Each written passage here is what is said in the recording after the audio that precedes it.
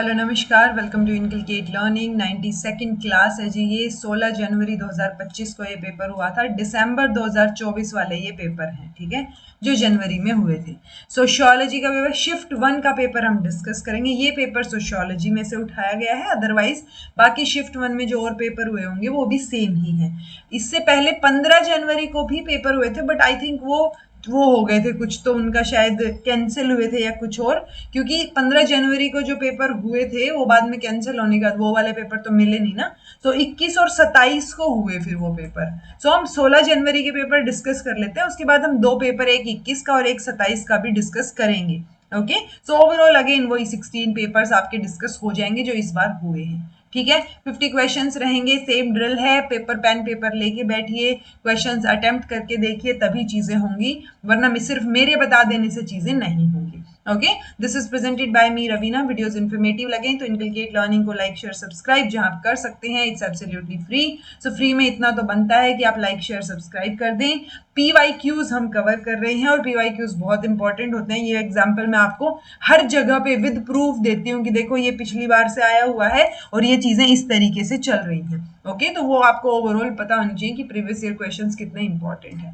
Data interpretation का question है, बहुत अच्छा क्वेश्चन है, सोचने समझने का और सोच समझ के करने वाला क्वेश्चन है। मैंने इसमें इनफैक्ट सारे क्वेश्चंस आपको सोल्व करके दिखाए हैं ताकि आपको कोई कंफ्यूजन ना हो। ओके, अच्छा, एक जो नोट वगैरह दिया हो ना वो जरूर देखा कीजिए, उसमें कुछ ना कुछ इन्फॉर्मेशन आपको एक्स्ट्रा दी हुई होती है। ओके, सो यहाँ पे डिटेल्स दे रखी हैं। रिक्रूटमेंट एग्जाम है, जो एग्जाम 1 में रिक्रूट हुए हैं उनके वो दे रखे हैं कि कौन कौन कितने बच्चों ने जो है वो एग्जाम फर्स्ट एग्जाम दिया। अब जो इसमें पास हो गए उन्होंने सेकंड एग्जाम दिया है, ये बात आपको ध्यान रखनी है। जो सेकंड में पास हो गए उन्होंने इंटरव्यू दिया है। ओके, जो परसेंटेज है स्टूडेंट्स की जो सेकेंड एग्जाम में अपीयर हुए हैं is with respect to number of students who appeared in exam 1। यानी कि इनमें से पहला एग्जाम पास करने के बाद 45% जो है वो सेकेंड एग्जाम में बैठे हैं। तो ये 45%, ये जो परसेंटेज है ये विद रिस्पेक्ट टू फर्स्ट वाला एग्जाम है। ओके, क्वेश्चन देखते हैं। इन सिटी ई सिटी में only 1% of number of female students who appeared in exam 1, यानी जो एग्जाम 1 में अपीयर हुई थी फीमेल, उसका 1% ही सिलेक्ट हुई है आफ्टर इंटरव्यू, ठीक है। और number of female students who got final selection after interview वो 40% है number of students who got final selection after interview. यानी ओवरऑल जो बच्चे सिलेक्ट हुए हैं उसका 40% फीमेल सिलेक्ट हुई हैं और उसमें से भी अपने पास जो इंटरव्यू के लिए गई थी उसमें से 1% है। ओके, सो कंफ्यूजन मत क्रिएट करना। ये है 6000 बच्चे जो एग्जाम 1 में अपीयर हुए, जो एग्जाम 2 में अपीयर हुए वो इसका 40% है। यहां से हमें पता चल जाएगा एग्जाम 2 में कितने अपीयर हुए। जो फीमेल्स, यानी अब इसमें से भी तो मेल फीमेल होंगे ना, सो इसमें जो मेल फीमेल का रेशियो, ये जो आपका फर्स्ट एग्जाम में मेल फीमेल का रेशियो है वो दे रखा है आपको। आफ्टर पासिंग सेकेंड एग्जाम जो फीमेल्स हैं इंटरव्यू के लिए जो अपीयर हुई हैं वो है 275। ओके, तो एक बार इसको सोल्व करके देखिए, ये इस तरीके से सोल्व होगा। सिटी ई में ओनली 1% फीमेल और ये 40% वाला, तो आपको 2x 3x यहाँ से मेल और फीमेल आपके हो जाएंगे। अब उसमें से आप फीमेल पार्ट निकाल लीजिए अपना, क्योंकि हमें बोला है 1% और 40% फाइनल सिलेक्शन। तो देख लो यहाँ पे 2x + 3x 6000, यहाँ से x आ गई, ठीक है। सो फीमेल्स जो अपीयर हुई हैं वो कितनी है 3, ठीक, 3 यानी 2:3 वाला। सो 1200 x आया है तो 1200 मल्टीप्लाई बाय 3 3600 आ गया। तो 1/100 मल्टीप्लाई बाय 36 यानी 3600 यानी 1%। तो 36 फीमेल हैं जो हमने 1% कैलकुलेट किया है वो। ओके, अब ये 40% जब जो टोटल सिलेक्ट हुए हैं आफ्टर फाइनल सिलेक्शन उसका अगर आप निकालोगे तो 3600/40 आंसर आपका क्या आ जाएगा, 90 आ जाएगा। ओके, आई होप आपको ये समझ आ गया। Number of students who got final selection after interview, so ई से कितने हैं वो 90 है, ठीक है जी। चलिए, इन city A if 15% of number of female male students who appeared in exam 1 got selected for appearing in interview, यानी सिटी ए में 15% ऑफ मेल स्टूडेंट्स, तो अगेन आपको मेल फीमेल तो कैलकुलेट करना पड़ेगा। ओके, फिर है उस मेल फीमेल में से 15% ऑफ मेल जो फर्स्ट, क्योंकि इसमें से जो मेल हैं उसका 15% जो है वो इंटरव्यू में गए हैं। Okay, then the number of female student selected to appear for interview is इतने percent of number of male student selected to appear for interview. हो जाएगा, करके देखोगे, क्योंकि फीमेल कितनी है इंटरव्यू के लिए वो ऑलरेडी दे रखा है, मेल जो है इंटरव्यू के लिए कितने वो हम निकाल लेंगे, यहाँ 15% निकाल के, मेल निकाल के उसका 15%, राइट। अच्छा, देन है हमें निकालना है कि कितना परसेंटेज है, तो जो यहाँ पे वैल्यू निकालेंगे हम मेल की उसका परसेंटेज निकालना है। हो जाएगा, तो देखो 6x + 7x 7800, x आ गया 600, नंबर ऑफ मेल आ गए 3600, फीमेल जो है वो कितने, नंबर ऑफ परसेंटेज 15%, 3600 का 15 540, फीमेल है 351, तो 351 जो है वो 540 का कितना परसेंटेज है, 65% है। Okay, answer second. Third question, number of females who appeared in exam 1 is more than 4000 in only इतने cities। तो 4000 से ज्यादा नंबर ऑफ फीमेल्स जो यहाँ अपीयर हुई हैं। सो बेसिकली यहाँ से ये जो x की वैल्यू निकाल के अब मेल फीमेल कैलकुलेट कर रहे हैं वो आपको सभी सिटीज के लिए निकालना है और किस किस सिटी में 4000 से ज्यादा फीमेल्स अपीयर हुई हैं वो बताना है। ओके, निकल जाएगा, तो आंसर इसका आएगा थर्ड, यानी 4 सिटीज हैं, एक नहीं होगा, कौन सा नहीं है वो आप एक बार चेक कर लेना, हो जाएगा ये, ठीक है। सो एक्स निकाल के आपको देखना है कितनी फीमेल अपीयर हुई है, ये इंटरव्यू की अपीयरेंस है, ये वाली मत कैलकुलेट करने लगना कि यहाँ तो कोई भी नहीं है। ओके, तो answer third. If in city B the ratio between number of males to the number of females who got selected to appear for interview, तो जो इंटरव्यू के लिए सिलेक्ट हुए हैं उनके लिए 1:2 है इनका, सिटी बी की बात हो रही है। Then the percentage of number of males selected for interview out of number of females who appeared in exam 1। so overall देखो यहाँ से हम मेल फीमेल निकाल सकते हैं, 2000 है 8000 है, ठीक है। सो ये मेल फीमेल निकालो, देन है 1:2 की बात हो रही है। ओके, सो 1:2 किसकी बात हो रही है, मेल की और फीमेल की जो इंटरव्यू के लिए अपीयर हुए हैं। सो इंटरव्यू के लिए कितने हैं, 460 हैं फीमेल, तो अगर 460 फीमेल हैं तो मेल उसके हाफ हो जाएंगे, क्योंकि हमें मेल इज टू फीमेल का रेशियो दे रखा है। ओके, सो मेल 1 है तो फीमेल 2 है, तो यानी 460 का हाफ जो है वो मेल हो गए। तो हमें यहाँ भी पता चल गया कितने मेल और फीमेल इंटरव्यू में है। पूछा क्या है, then the percentage of number of males selected for interview out of the number of males who appeared in exam 1 इस इतने परसेंटेज, यानी 2 बार परसेंटेज निकालो फिर उसका मोर देन भी निकालो। ओके, सो ये पूरा सॉल्यूशन हो जाएगा इसका। कंफ्यूजन ना हो इसलिए मैं आपको अलग से समझा के अलग से आंसर नहीं दिखा रही हूँ। ओके, मैं कंप्लीटली यहाँ लिखे हुआ ही बता रही हूँ ताकि कंफ्यूजन ना हो। Number of females who got appeared for interview 460, यहाँ पे देखा था, इसका हाफ 230 फीमेल्स, सॉरी मेल, ठीक है। अब 230 जो है वो 2000 का कितना परसेंटेज है, 11.5। फीमेल जो है वो कितना परसेंटेज है, जितनी टोटल फीमेल थी 5.75। सो कितना ज्यादा हो गया, डबल हो गया ये, यानी 100% एक्स्ट्रा है ये, ठीक है। सो आंसर आपका फोर्थ आ जाएगा, ठीक है जी। If in city C 35/8% students passed exam 2, तो ये है सिटी सी, ठीक है, इतने जो है उन्होंने पास किया है exam 2। Then the number of male students who appeared for interview from city C is इतने percentage of number of male students who appeared in exam 1। तो एग्जाम 1 में पता चल जाएगा, ये 5:3 रेशियो, उस हिसाब से हम कैलकुलेट कर लेंगे। ओके, वहां से आपको ये जो है 35/8% स्टूडेंट्स जिन्होंने एग्जाम 2 पास किया है वो चीज इन्होंने इंफॉर्मेशन दे दी, तो ये आंसर आपका 0.8% आएगा। हो जाएगा क्या, हो जाएगा यार, हो जाएगा, ठीक है। करके देखना एक बार, नहीं होए तो मुझे कमेंट में बताना। इजी है, जैसे पिछले वाले बताए हैं वैसे ही है, इसीलिए मैंने इसकी एक्सप्लेनेशन नहीं डाली। यूजुअली मैंने जिनकी एक्सप्लेनेशन डाली है सॉल्व करके वो उसी के है जो बिल्कुल गड़बड़ लगे आपको, जहां और ज्यादा कंफ्यूजन हो। ओके, तो if in city C 35/8% of students passed exam 2, ठीक है, तो सिटी सी में 5:3 का मेल और फीमेल का रेशियो है, वो यहाँ से टोटल मेल और टोटल फीमेल निकल जाएंगे।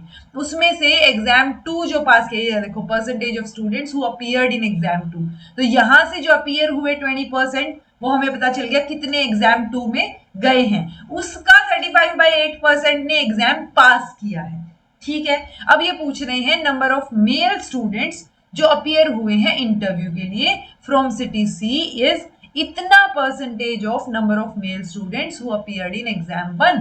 तो यहाँ वाले मेल स्टूडेंट हम निकाल चुके हैं, ये टोटल अपीयरेंस हम निकाल चुके हैं, फीमेल हमें ऑलरेडी पता है, हम मेल कैलकुलेट कर लेंगे, हमें आराम से आंसर मिल जाएगा।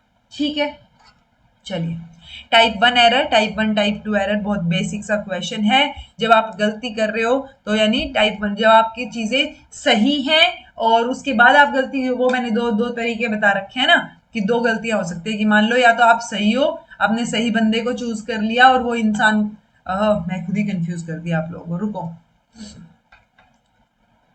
टाइप 1 और टाइप 2 एरर की बात कर रहे हैं, ठीक है। सो कोई भी काम, मान लो आपने किसी बंदे को हायर किया है अपनी कंपनी में, सो आपने, एक तो चीज है कि वो इंसान सही है, ठीक है, एक वो इंसान गलत है और आपने उसको सिलेक्ट कर लिया, ठीक है, सही है, कोई गलती नहीं है इसमें तो, लेकिन आपने गलत इंसान को सिलेक्ट कर लिया, वो और भी गड़बड़ है, लेकिन आपने सही को रिजेक्ट कर दिया। सही को भी तो आप रिजेक्ट कर सकते हो, तो सही को रिजेक्ट करना यानी when it is true, true आएगा व्हेन इट इज ट्रू, जब आपने उसको रिजेक्ट कर दिया, तो ये आपकी टाइप 1 एरर है, फर्स्ट आंसर होगा।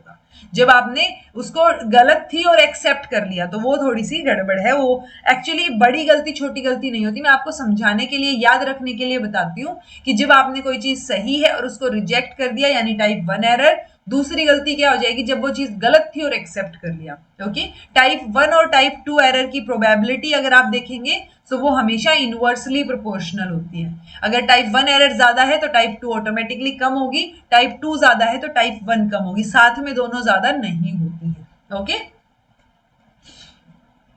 घटिकाज, ब्रह्मपुरीज, अग्रहाज, बासडीज और विहाराज। तो विहाराज तो बुद्धिस्ट के है, सेकंड, सॉरी, डी का सेकंड, यही से ही सोल्व हो जाना था आपका क्वेश्चन तो, ठीक है। ये तो बेसिक है, ऑल्दो ये जो बासडीज हैं ये भी आए हुए हैं पहले PYQs में, सो वहां पे मैंने आपको कहा था कि इनको नोट डाउन कर लो। ओके, सो घटिकाज और ब्रह्मपुरीज जो है वो स्मॉल रिलीजियस सेंटर्स हैं लर्निंग के। अग्रहाज की बात करोगे तो वो ब्राह्मण्स, और ये आपके जैन से related. Under which constitutional provision no one can be denied admission in any state run educational institution on the basis of religion, caste और लैंग्वेज। तो ये गड़बड़ है, आई थिंक ड्रॉप होगा ना, ड्रॉप है, क्योंकि ये 29 के सेकंड में मेंशन है कि कोई भी सिटीजन मना नहीं किया जा सकता into any educational institution maintained by state, तो वो चीज है, ठीक है। No one can be denied admission, तो ये 29 के सेकंड में, तो आर्टिकल 29 होता तो हम उसके साथ चले जाते, बट यहाँ मेंशन ही नहीं है तो ये ड्रॉप था। ये बेसिक से आर्टिकल्स है फंडामेंटल राइट्स के, तो एटलीस्ट वो आपको पता हो। Which of the following are components of BTX an air pollutant? So ये आपको बेसिकली क्या है, एक एक्रोनिम दे रखा है, इसकी फुल फॉर्म होती है, ठीक है, बेंजीन, बिस्फिनोल, इथाइल बेंजीन और इथाइलिन। तो इनमें से कौन सा है इंक्लूडेड, तो आंसर ए और सी रहेगा। BTX की full form benzene, toluene, ethyl benzene और जाइलीन। ये आप याद रख लो, रिपीट होने के चांसेस हैं इसके, ठीक है, क्योंकि वही पोल्यूटेंट का नया क्वेश्चन था, ये पहले कभी नहीं देखा है BTEX करके, सो अब जरूर पूछा जा सकता है। Which of the following are referencing style, तो MLA पढ़ा है हमने, APA पढ़ा है, शिकागो भी पढ़ा है। रोमन स्टाइल नहीं होता, रोमन स्टाइल तो 1 2 3 ये जो हम लिखते हैं 4 5 6 ये चीज होती है रोमन स्टाइल, तो सो रोमन स्टाइल कोई रेफरेंसिंग का नहीं देखा है जी, आंसर A, C और D रहेगा। ओके, MLA, APA, शिकागो ये तो बताए हुए हैं, वैंकूवर, तो ये चार तो बहुत बेसिक है। Identify the correct sequence in the process of communication, easiest question. पहले मैसेज सोर्स होगा, सोर्स के पास एक मैसेज है, वो चैनल के थ्रू रिसीवर तक पहुंचाएगा, यही होना चाहिए, CADB, ठीक है। देखो मीन, मीडियन, मोड, ये आपको मैंने कई बार बताया था। मोड कैसे कैलकुलेट करते हैं, जो फ्रिक्वेंटली वैल्यू हो, देखो ज्यादा डबल कौन रिपीट हो रहा है, देखो दो बार है, तीन बार है, तो यानी सबसे ज्यादा बार रिपीट कौन है, 3 है, तो ये मोड क्या हो जाएगा, 3 हो जाएगा। तो यहाँ पे आंसर फर्स्ट। तो ये देखो, ये तो बहुत इजी है, ये तो सबको पता होना चाहिए, ठीक है। मीन क्या होगा, इन सारों को जोड़ो, divide by total number. Median क्या होगा, मीडियन में हमें असेंडिंग डिसेंडिंग होता है, ये हम इजीली कर पाएंगे। पहले मैं असेंडिंग डिसेंडिंग लगा लूं, पहले मैं असेंडिंग ही लगा लेती हूँ। 3 4 4 5 6 3 बार 7 और 12, ठीक है। 1 2 3 4 5 6 7 8 9 है ना, तो 4 उधर से छोड़ दो, 4 इधर से, 6 आंसर हो जाएगा, थर्ड, ठीक है। तो ये थर्ड और ये फर्स्ट, तो थर्ड और फर्स्ट आंसर सेकंड। ठीक है, यही दो चीजों से ही सोल्व हो गया। तो जो चीज इजीली सोल्व हो पाई, मीन भी आप सोल्व कर सकते हो पर मीन में जोड़ना पड़ेगा। तो पहले मोड और मीडियन से ट्राई करो अगर कोई क्वेश्चन सोल्व हो रहा है तो दिस इज द इजीएस्ट।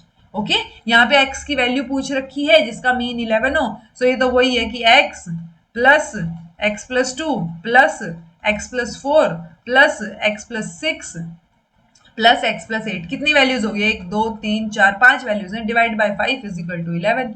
सो बस x की वैल्यू कैलकुलेट करनी है। सो जो आपको इजी लगे उस हिसाब से आप प्रोसीड कर सकते हो, बट आपके चारों सोल्व करने की जरूरत नहीं होती है ऐसे क्वेश्चंस में जो मैच द फॉलोइंग हो।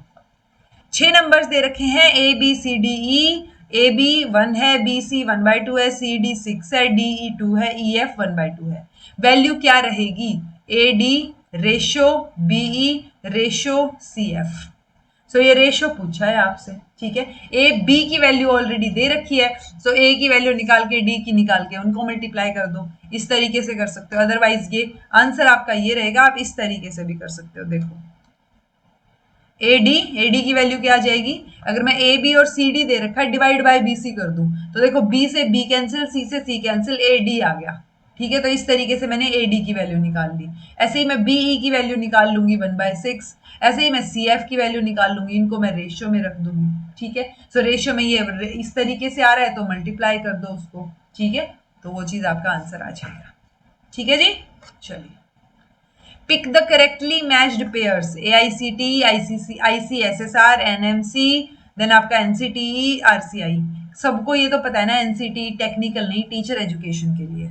सो D तो फॉर श्योर गलत है, डी गलत है, दो ऑप्शन कट आउट हो गए। बचा क्या, ACE BC, यानी CE तो ये खुद ही बता रहे हैं, A और ACE और BC, A और B में से देख लो। सो ये देखो AICT टीचर एजुकेशन नहीं, ये टेक्निकल के लिए है। सो ये उल्टे दे रखे हैं जी, रिवर्स, तो आंसर बी वाला हो जाएगा, BC, ठीक है। Arrange the stages of conducting a survey for research, pilot testing, questionnaire को डिजाइन करना, डिस्ट्रीब्यूट करना, क्वेश्चनियर को एनालाइज करना।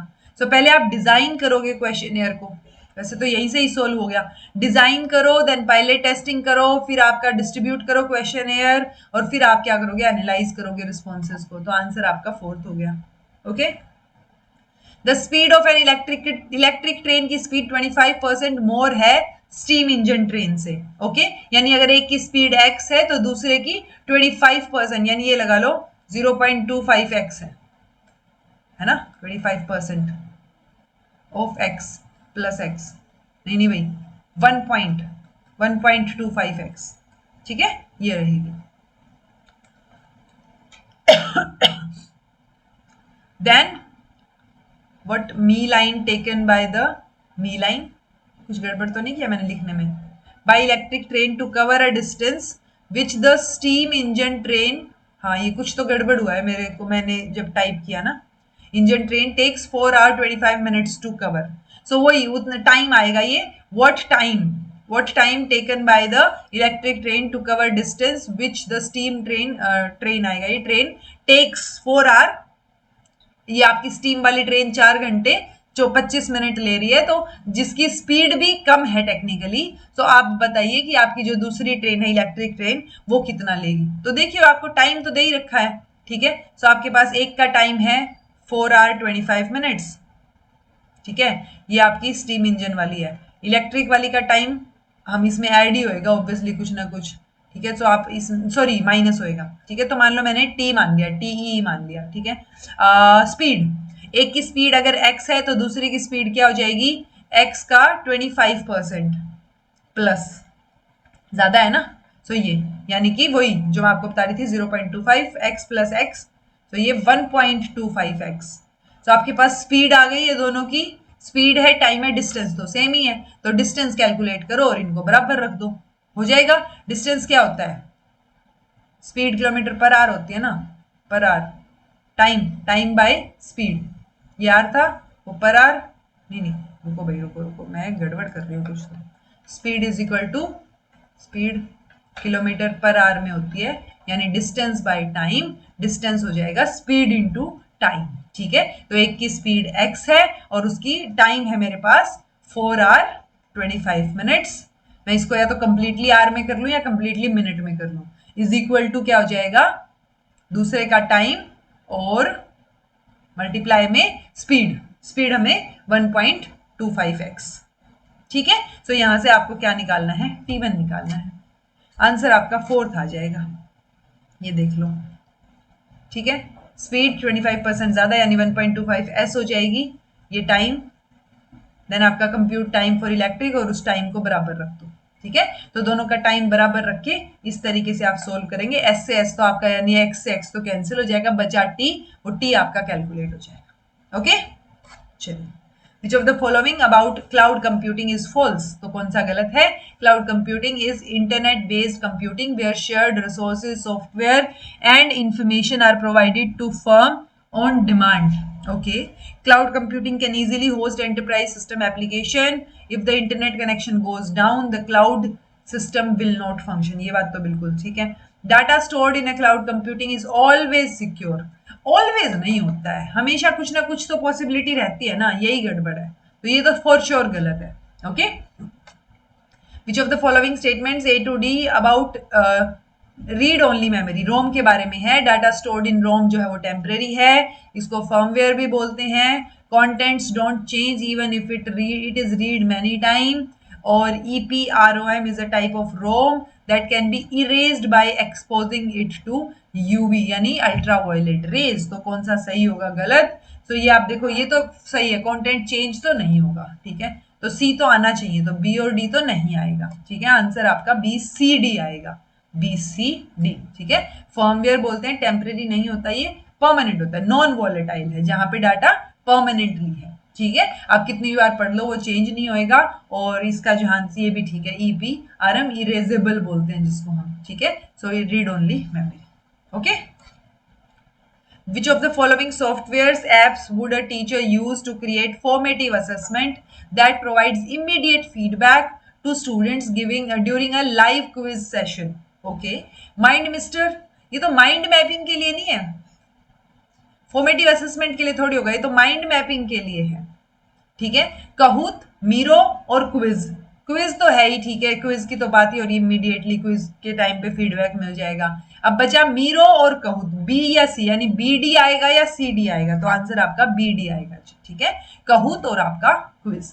मीरो भी जहां तक मुझे ध्यान है आई थिंक इसी के लिए ही है, माइंड मैपिंग के लिए। Okay, when a shift of meaning arises within an argument as a consequence of changes in emphasis given to its words or parts is said to be the fallacy of। तो shift of meaning, change हो रहा है meaning जब आप किसी word पे ज्यादा emphasise कर रहे हो, किसी पे कम एम्फसाइज कर रहे हो, यानी आपके एक्सेंट की वजह से। तो आंसर एक्सेंट रहेगा। Okay, which of the following are different ways by which amount of thermal energy in earth's atmosphere can be changed? तो इनमें से कौन कौन से तरीके हैं वो पूछा है। Changes in solar radiation reaching earth, changes in solar radiation that is reflected due to occurrence of El Nino La Nina phenomena, changes in infrared radiation that is radiated back into the space. तो कौन कौन से तरीके हो सकते हैं जिससे हम जो थर्मल एनर्जी अर्थ के एटमॉस्फेयर में आ रही है कैन बी चेंज्ड, ठीक है। तो जो थर्मल एनर्जी है उसको आप चेंज कर सकते हो। आंसर आपका A, B और D रहेगा जी। ये आपका एल नीनो और ला नीना जो है ये यूजुअली ओशन करंट से रिलेटेड फिनोमिनास है, तो ये यहाँ नहीं होगा, बाकी ठीक है, ठीक है। अगर सोलर रेडिएशन धरती पे पहुंच रही है उनको चेंज किया जाए, जो रिफ्लेक्ट हो रही है उनमें कुछ बदलाव लाया जाए, या जो इंफ्रारेड रेडिएशन रेडिएट बैक हो रही है स्पेस में उनको क्या किया जाए, चेंज किया जाए। तो या चेंज हो, तो ये तीन चीजों में अगर बदलाव होता है कैसे भी करके, तो वो जो है आपकी पूरे एनवायरमेंट जो अर्थ का एटमॉस्फेयर है उसकी थर्मल एनर्जी को चेंज कर देगा। ओके, ये देखिए एलिना लानिना ये ओशन करंट्स हैं, ठीक है। देन है इन्फ्लुएंस करते हैं ये ओशन करंट ना, events influence ocean current and atmospheric patterns. Nai Talim can be associated with Allama Iqbal, Mahatma Gandhi, Maulana Abul Kalam Azad, sir Syed Ahmad Khan. So Nai Talim, तालीम देख के आपको किसी मुस्लिम नेम के ऊपर नहीं जाना है, आंसर आपका महात्मा गांधी रहेगा। किसी ने बच्चे ने नहीं पढ़ रखा हो तो वैसे तो बहुत बेसिक क्वेश्चन है बेसिक एजुकेशन का, बट स्टिल नहीं भी पढ़ रखा हो तो तालीम देख के आप कहीं भी जा सकते हो, तो कंफ्यूजन बहुत अच्छा क्रिएट किया है इन्होंने। Hazardous waste producing industry तो इलेक्ट्रिकल इंस्टॉलेशन, फर्टिलाइजर, लेदर और टेक्सटाइल, तो इनमें से कौन सा वेस्ट कहाँ प्रोड्यूस होता है वो आपसे पूछा है। टॉक्सिक मेटल्स, डाइज, पीसीबीज या फिर नाइट्रिक एसिड्स। आंसर थर्ड हो गया आपका। इलेक्ट्रिकल में आपको आ गए पीसीबीज, फर्टिलाइजर्स की आप बात करेंगे तो नाइट्रिक एसिड, लेदर की आप बात करेंगे तो आपके पास टॉक्सिक मेटल्स, और टेक्सटाइल्स में आपको डाइज देखने को मिलेंगे। Okay, Which of the following are true about CBD, Convention on Biological Diversity? It works for the Convention of Biodiversity. It advocates the sustainable use of its components. इसकी secretariat Geneva, Switzerland में है. It emphasizes on fair and equitable sharing of benefits arising out of utilization of genetic resources. So क्या ये Geneva में है? नहीं, ये Montreal Canada में है। सो ए, बी और डी वाला सही है, क्योंकि आपको एक ही चीज देखो, ये क्वेश्चन में आपको हर चीज पता होनी जरूरी नहीं है, लेकिन मैंने वीआईपी टॉपिक्स के दौरान, बीपीवाईक्यूज के दौरान भी आया हुआ है ये क्वेश्चन कि सीबीडी का सेक्रेटेरिएट कहाँ है। सो अगर आपको मॉन्ट्रियल कनाडा भी याद हो तो ये गलत हो गया, और बाकी तीन तो इन्होंने ऑटोमेटिकली सही दे रखे हैं। ओके, सो ए, बी, डी आंसर हो गया। तो इस तरीके से छोटी छोटी इंफॉर्मेशन आपको हेल्प करती है क्वेश्चन सोल्व के लिए। The process of selecting small number of elements from a larger identified groups. So बहुत सारों से आप small number ले रहे हो तो sampling नहीं हो गई है, right? K introduces N to his friend saying he is husband of the granddaughter of the father of my father. So N जो है वो कैसे related है? अब K है, K ने इंट्रोड्यूस किया है N को, ठीक है। N को क्या बोल रहा है कि N जो है वो हस्बैंड है किसका? ग्रैंड डॉटर, किसकी? Father of my father, grand daughter of father. आप अपने आप से कनेक्ट करके देख सकते हो, ग्रैंड डॉटर हस्बैंड है, grand daughter of father.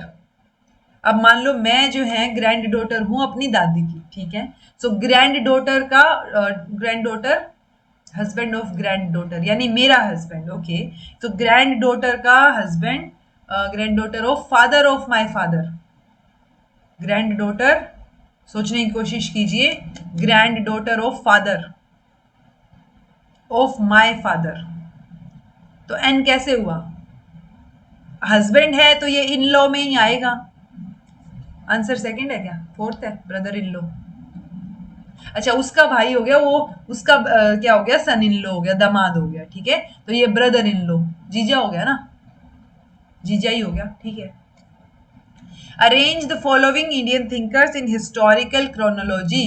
Chanakya, Kautilya जिसको बोलते हैं, श्री चैतन्य, आर्यभट्ट, कबीर और गुरु नानक। ये क्वेश्चन ड्रॉप्ड था जी, क्योंकि कई बार ना इनकी एग्जैक्ट डेट्स नहीं पता है, ठीक है। सो ये एक अप्रोप्रिएट आंसर हो सकता है जिसमें मैं पहुंची हूँ चीजों को सर्च करके। चाणक्य, कौटिल्य को यूजुअली 4th सेंचुरी में कंसीडर किया जाता है, श्री चैतन्य को 15-16 में। तो देखो ये जो है ना, देखो आर्यभट्ट 5th-6th में कंसीडर किया जाता है, बट ये जो कबीर या गुरु नानक है और श्री चैतन्य है, ये अराउंड एंड अराउंड उसी सेंचुरी में कंट्रीब्यूट कर रहे थे। तो इसलिए यहाँ कंफ्यूजन की वजह से ये क्वेश्चन ड्रॉप्ड है। ए, सी, डी, ई, बी, ये एक अप्रोप्रिएट आंसर फिर भी हो सकता है मेरी तरफ से। Okay, pick up the correct answer in context of logic and language. Emotionally colored language is appropriate for logical expressions. Okay, dispute is a disagreement in belief about fact. Question is a form of assertion. In as much as is a premise indicator. A sentence is a desirable component of logical argument. Okay, so इस तरीके के question जो है वो आपको, क्योंकि वो English के बेस पे होते हैं, बहुत ज्यादा रटने की जरूरत नहीं है। अब हमें इनमें से 2 स्टेटमेंट्स ढूंढनी है जो सही है। सो डिस्प्यूट जो है वो एक डिसएग्रीमेंट होता है। डिस्प्यूट तो ठीक है, डिस्प्यूट जहां है मतलब आप डिसएग्री कर रहे हो इन बिलीफ अबाउट द फैक्ट। तो कोई चीज है उसके प्रति आपका कोई बिलीव हो सकता है, और वहां पे डिस्प्यूट जब आता है यानी 2 लोग डिसएग्री कर रहे हैं, ठीक है। सो बी तो साउंड कर रहा है, राइट। आंसर बी, डी है क्या? बी, डी है, ठीक है, बी और D. Question is a form of assertion नहीं, इमोशनली कलर्ड लैंग्वेज जो है वो अप्रोप्रिएट होती है लॉजिकल एक्सप्रेशन के लिए, जहां इमोशन, और अगर मैं इमोशनल वे में एक्सप्लेन करने की कोशिश कर रही हूँ तो मेरा लॉजिक चला जाएगा उस टाइम के लिए। आप देखेंगे कई बार जब आप बहुत इमोशनल है, रो रहे हैं या बहुत गुस्से में है, बहुत इमोशनल, वो भी एक इमोशन ही है, तो जब आप बहुत इमोशन में होते हैं तो आपका लॉजिक काम नहीं कर रहा होता उस टाइम पे, ठीक है। इसीलिए इमोशनली कलर्ड लैंग्वेज अप्रोप्रिएट नहीं है लॉजिकल एक्सप्रेशन के लिए। Okay, question is not a form of assertion, dispute वाला हमने बता दिया है। इन एज मच एज ये एक प्रीमाइस को इंडिकेट करता है, और sentence is a desirable component, sentence कोई भी हो सकता है, लॉजिकल आर्ग्यूमेंट ही हो ऐसा भी जरूरी नहीं है। Which of the following are true about wind farms? They are often installed in rows, continuity में दिखेंगे। They create noise pollution, noise तो होएगा पक्का, ठीक है, ये तो फॉर श्योर होएगा, क्योंकि जहां पे विंड फार्म हो गया वो घूमती रहेंगी तो वो आवाज रहेगी वहां। They can be installed on land और ऑफ शोर, ये बात ठीक है। They are renewable, non renewable energy sources नहीं, विंड है ना तो रिन्यूएबल है, नॉन रिन्यूएबल नहीं होगा। कंट्रीब्यूट करते हैं electricity to power grid, so for sure D तो गलत है जी, डी गलत है, तो आंसर ही एक बचा, ए बी सी, ठीक है। यानी ये रोज में इंस्टॉल किए जाते हैं, नॉइस क्रिएट करते हैं, रिन्यूएबल सोर्स ऑफ एनर्जी है और इलेक्ट्रिसिटी प्रोड्यूस करने में हेल्प कर रहे हैं। Indian institute of mass communication was established in the year, factual question है, आया नहीं है अब तक बट आप ध्यान रख लीजिए 1965 इसका आंसर है। 17 अगस्त 1965 उस टाइम के जो minister for information and broadcast थी श्रीमती इंदिरा गांधी, तो उन्होंने IIMC स्टार्ट किया था with a small staff, including वहां पे 2 स्टाफ जो है 2 कंसल्टेंट यूनेस्को के भी थे, ठीक है। हेडक्वार्टर्स आप देखेंगे तो JNU के न्यू कैंपस में आपको इसके हेडक्वार्टर्स नजर आ जाएंगे, 5 रीजनल सेंटर्स भी है इसके। A person helps an elderly person across the street because doing a good deed makes him feel good, तो उसको अच्छा फील होता है। तो ये किस टाइप का मोटिवेशन है, तो अंदर से आ रहा है ना, कोई ना उसको कुछ अचीवमेंट मिल रही, ना उसको कुछ इंसेंटिव मिल रहा कि उसको कुछ मिल जाए, ना एक्सट्रिंसिक मोटिवेशन मिल रहा, सो ये इंट्रिंसिक है, उसका मन करता है कि वो बड़ों की हेल्प करे तो उसको अच्छा फील होता है, सो इट्स एन इंट्रिंसिक, अंदर इनर फीलिंग। जो the following is not a weakness of propaganda theory, it identifies personal, social, cultural factors that can enhance media's power to have effects. Ignore करते हैं personal, social या cultural factors को that limit media effects. Then it focuses attention on the use of campaigns to cultivate symbols, और it overestimate the speed and range of media effects. तो देखो weakness नहीं है वो आपसे पूछा है, ओके, नोट याद रखिए, आंसर इसका ए और सी रहेगा, ये फोकस करिए, वीकनेस नहीं है इसकी, ठीक है। ये चीज इनकी वो स्ट्रेंथ लगा सकते हो आप, ये आइडेंटिफाई करती है पर्सनल, सोशल, कल्चरल फैक्टर्स को जो एनहेंस करें मीडिया पावर की, ठीक है। देन दूसरा ऑब्वियसली गलत हो गया, फर्स्ट सही है। तो फोकस करती है अटेंशन यूज ऑफ कैंपेन्स, ताकि आप कल्टिवेट कर सको, सिंबल्स कल्टिवेट कर सको, ठीक है। सो ये भी वीकनेस नहीं है, अच्छी चीज है। ओवर एस्टिमेट कर रहे हो किसी चीज को तो वो ऑटोमेटिकली वीकनेस होगी। Decay, memory trace, proactive retroactive करवा रखा है, डीके भी करवा रखा है जहां पे इंफॉर्मेशन लॉस हो जाती है, ठीक है। सो नॉन यूज की वजह से लॉस हो रही है तो डीके है, सेकेंड ऑप्शन यहीं से ही सोल्व हो गया, ठीक है। आपको आगे पढ़ने की जरूरत भी नहीं पड़ी, बट अब आपको ये पता हो कि रेट्रो और प्रो का क्या आंसर रहेगा, ठीक है। रेट्रो को हम बोलते हैं interference occurs when material is difficult to retrieve because of exposure to later material, यानी नई इंफॉर्मेशन की वजह से पहले वाला आप याद नहीं कर पा रहे हो, ठीक है। यहाँ पे क्या है, difficulty in retrieving material due to interference of previous material. तो ये रेट्रो और प्रो में आपको कंफ्यूज नहीं होना, ये बात ध्यान रखिए, ओके। 2 सिलेंड्रिकल जार्स हैं जी, have their diameters in ratio 3:1, but height जो है वो है 1:3। सो रेशियो का वॉल्यूम पूछा, आपको वॉल्यूम का फॉर्मूला पता होगा तो आप सोल्व कर पाओगे, वरना नहीं कर पाओगे। सिलेंडर का फॉर्मूला πr²h होता है ना, πr²h, ठीक है। सो दोनों का वही मान के चीजों को जो दे रखी है, πr²h का फॉर्मूला रखो, वॉल्यूम का रेशियो निकाल दो, पाई से पाई, वाई से वाई कैंसिल हो जाएगा, और ये आपका जो इन्होंने रेडियस का रेशियो, डायमीटर तो दे रखा है ना, तो उसको कैलकुलेट करके आप रेशियो निकाल सकते हो वॉल्यूम का, ओके। सो ये फॉर्मूला याद रखना, पता चले वापस से कोई क्वेश्चन ऐसा रिपीट हो जाए।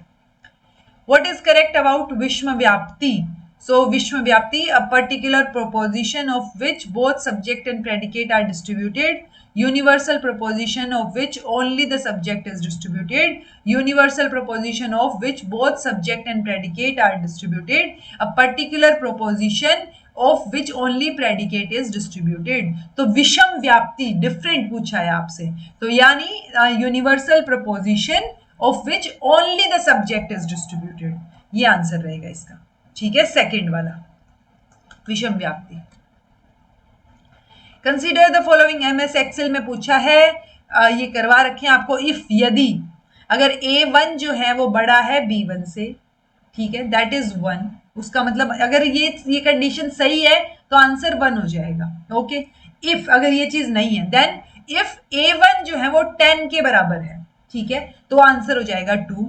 बट अगर ये दोनों कंडीशन फुलफिल ना, तो देखो इफ A1 जो है वो लेस देन है B1 से, ठीक है, और वो तो अगर लेस देन है तो 3 हो जाएगा, बट अगर नहीं है तो 4 हो जाएगा, ओके। सो यहाँ पे पूछा है the above function will return a value of 4 in the cell C1 if the values in cell A1 and B1. So A1 और B1 की क्या वैल्यू हो कि आंसर जो है वो 4 आए, यानी A1 जो है वो B1 से कम नहीं होना चाहिए, A1 बड़ा होना चाहिए, अगर बड़ा है तो वो 10 से बड़ा होना चाहिए, क्योंकि अगर वो 10 हुआ तो आंसर 2 हो जाएगा, अगर वो बड़ा है तो आंसर 1 होने के भी चांस है, और अगर छोटा है तो 3 हो गया। समझ आई ये चीज?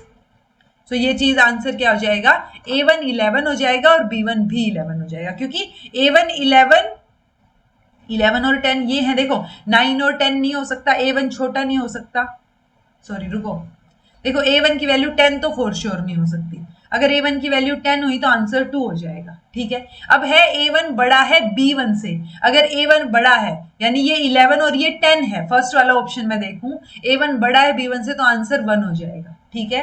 बट ये दोनों ही कंडीशन फुलफिल नहीं हो रही है, A1 बड़ा भी नहीं, A1 छोटा भी नहीं है B1 से, अगर A1 छोटा होता तो 3 हो जाता, तो A1 बराबर है B1 के, जो यहाँ पे कंडीशन नहीं दे रखी, इसलिए आंसर 4 हो जाएगा, ओके। तो ये इफ की कंडीशन है कि इफ दिस कंडीशन फुलफिल्स तो आंसर इज 1, अगर फुलफिल नहीं हो रही है तो आप आगे बढ़ेंगे, फिर आप दूसरा इफ देख रहे हो, ये कंडीशन फुलफिल हो रही है तो सेकंड, अगर नहीं तो आप आगे बढ़ो, इफ अगर ये कंडीशन फुलफिल हो रही है तो थर्ड, अगर फुलफिल नहीं हो रही है तो आंसर 4th हो जाएगा। तो 4 आंसर जब आएगा जब 11 और 11 यानी बराबर है दोनों, ओके।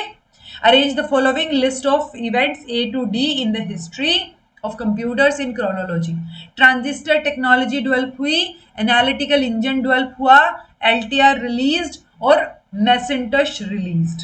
तो ये आंसर आपका ये रहेगा जी BACD, पहले analytical, then transistor technology, then C and then D। तो इस सीक्वेंस को ध्यान रखो, ये क्वेश्चन रिपीट होने के चांस हैं, ये इन्फॉर्मेशन आपको कहीं काम आ सकती है, ओके। सो सबसे पहले एनालिटिकल थी 1830s में, देन आपका 1940s में आपको A देखने को मिलेगा LTR, द LTR 8800, ये फर्स्ट वन था, कमर्शियली अवेलेबल पर्सनल कंप्यूटर 1975, और मैकिन्टोश कंप्यूटर जो है वो एप्पल ने डिजाइन किया 1984 में रिलीज हुआ, ठीक है। तो ये दोनों कंप्यूटर हैं, एक पर्सनल कंप्यूटर है, तो ये चीज आपको पता हो, ये पता होगी तो हो सकता है कल को पूछ लिया जाए LTR 8800 कब जो है, या first commercially available personal computer कौन सा था, तो वो चीज है कि इंफॉर्मेशन काम आ सकती है आपके। मास कम्युनिकेशन क्या होता है, कम्युनिकेशन व्हेन सोर्स, टिपिकली एक organisation employs technology as a medium to communicate with large audience. Sounds better, लग तो रहा है mass communication. Communication between two और a few people, typically face to face, नहीं फेस टू फेस हो गया तो वो मास नहीं हुआ, between a few or many people that employs a technology as a medium, few और many नहीं, मास बहुत सारी, लार्ज ऑडियंस तक पहुंचेंगे हम। विद इन ग्रुप तो ये मास नहीं होगा, इंट्रा हो जाएगा, इंटर मतलब with in, from with in, communication with a group from with in, नहीं ये भी मास नहीं है जी, फर्स्ट है मास, ठीक है। जॉर्ज लिंडबर्ग, देन आपका हर्बर्ट ब्लूमर, टॉम बर्न्स और विलियम स्टेफेंसन। सो नई इंफॉर्मेशन है, ये भी आप ध्यान रख सकते हो किसने कौन सा कॉन्सेप्ट दिया है, आंसर आपका 4th हो जाएगा, फर्स्ट का 3rd, यानी टॉम बर्न्स ने, to qualify as a case study it must be a bounded system and entity in itself, ये concept. Draw a parallel between the social research process which is considered scientific and process that we use in our daily life. तो ये George आ जाएगा. Sociological research की आप बात कर रहे हो तो हर्बर्ट ब्लूमर, और शॉर्ट स्केल की आप बात कर रहे हो तो विलियम स्टेफनसन. ये शॉर्ट स्केल और ये चीजें रिपीट हो सकती हैं, इन नामों को आप ध्यान रख सकते हो. According to Nyay, perception of an object which is in contact with sense through a previous knowledge, previous आएगा जी ये, through a previous knowledge of itself is known as, तो इसको हम क्या बोलेंगे, इसको हम जनन लक्षण बोलेंगे. तो जनन लक्षण, सामान्य लक्षण ये मैंने आपको करवा रखे. ओके, ये देखो ये करवा रखा था, सामान्य, जनन और योग्यजा. सो कॉम्प्लिकेशन किसमें है, जनन लक्षण में है. तो senses with which is in contact with senses, तो इसकी जब आप बात कर रहे हो, so it's like ice looks cold, क्योंकि आपने उसको सेंस ऑर्गन से देखा हुआ है, देखा इन द सेंस टच करके देखा, बट ये आप क्या कर रहे हो, लुक्स बोल रहे हो उसको. तो वो चीज क्या हो गई कि एक सेंस ऑर्गन का काम जो होना चाहिए, आपने टच करके देखा होता तो आइस फील्स कोल्ड आता तो बेटर वर्ड होता, वो उसमें कोई गड़बड़ नहीं होती, लेकिन यहाँ पे फैलेसी आ गई, तो इसको हम क्या बोलेंगे, जनन लक्षण. Okay, internet of content, internet of people, internet of things, and then network of networks. तो ताजमहल को आप गूगल पे सर्च कर रहे हो तो कंटेंट नजर आ रहा है ना. पीपल की बात करोगे तो सोशल मीडिया है, थिंग्स की बात करोगे तो स्मार्ट वॉच, और नेटवर्क की बात करोगे तो इंटरनेट. 4 1 2 3 4th. ठीक है. Then है जी, to test AEE 4 figure, what among the following can be correctly aimed? Okay, the reason of SPM, ये बार का मुझे समझ नहीं आया है पर्सनली कि इसका क्या होना चाहिए, और मुझे कहीं मिला भी नहीं, मैंने ढूंढने की कोशिश की. तो region of SPM is shaded out to express first premise. Region of P के ऊपर bar is shaded out to express first premise. Region, दोनों ही region shaded out to express first premise, और SPM एक शेडेड एक नहीं, are shaded out to express first premise. तो ये चीज, क्योंकि फोर्थ फिगर में क्या होता है हमारे पास, ये होता है प्रेडिकेट, मिडल टर्म, सब्जेक्ट, ये चीज होती है हमारे पास, राइट. सो ये या तो ये हो सकता है, पता नहीं, ये एम बार, ये बार मुझे समझ नहीं आ रहा है. बाकी हमें इतना पता है कि करेक्टली एम कौन सा करेक्ट होगा, अरे यानी फोर्थ फिगर में हमारे पास ये होता है, यहां मिडल टर्म, ये सब्जेक्ट. ओके, आंसर इनका इन्होंने दिया है थर्ड. ठीक है, हमारा अगर AEE लगाऊंगी मैं तो ये इसकी स्टेटमेंट बन जाएंगी, क्योंकि ये मिडल टर्म है, देखो. ठीक है, तो इसमें रीजन ऑफ S, ये सब्जेक्ट, प्रेडिकेट और मिडल टर्म, और S के ऊपर भी बार लगा दिया. तो मुझे नहीं समझ आया जी ये क्वेश्चन. आप में से किसी को आया हो तो प्लीज मुझे भी एक्सप्लेन करना, ठीक है. बट ये AEE वाला और फिगर वाला तो मैंने आपको बता ही रखा है. ये क्या चीज है, shaded out to express first premise. First premise तो ये है ना हमारी, तो फर्स्ट प्रेमाइस इज लाइक ये प्रेडिकेट है, ठीक है, इसका प्रेडिकेट है, ये सब्जेक्ट और प्रेडिकेट, मिडल टर्म, बार. ये बार मुझे नहीं समझ आया, आपको आया हो तो बताना. Okay, the identity status in which individuals have neither explored meaningful alternatives nor made a commitment. तो यहाँ पे आपने ना तो एक्सप्लोर किए चीजें, ना ही कोई कमिटमेंट की है, तो इस स्टेटस को क्या बोलेंगे, और identity moratorium, identity confusion, identity achievement, identity foreclosure. तो ये आंसर आइडेंटिटी डिफ्यूजन रहेगा जी आपका. ठीक है, जब आप क्या कर रहे हो, ना आप डिफ्यूज्ड है चीजें, ना आपने एक्सप्लोर किया कोई चीज कि आपको क्या करना है, ना आपने कमिट की है. ओके, मोरेटोरियम क्या होता है, status represents a period of active exploration. यहाँ पे एक्सप्लोर कर रहे हो, कमिटमेंट नहीं की है. ठीक है, यहाँ पे क्या है, एक्सप्लोर किए उसने बहुत सारे ऑप्शन और एक कमिटमेंट दे दी, तो ये आइडेंटिटी अचीवमेंट.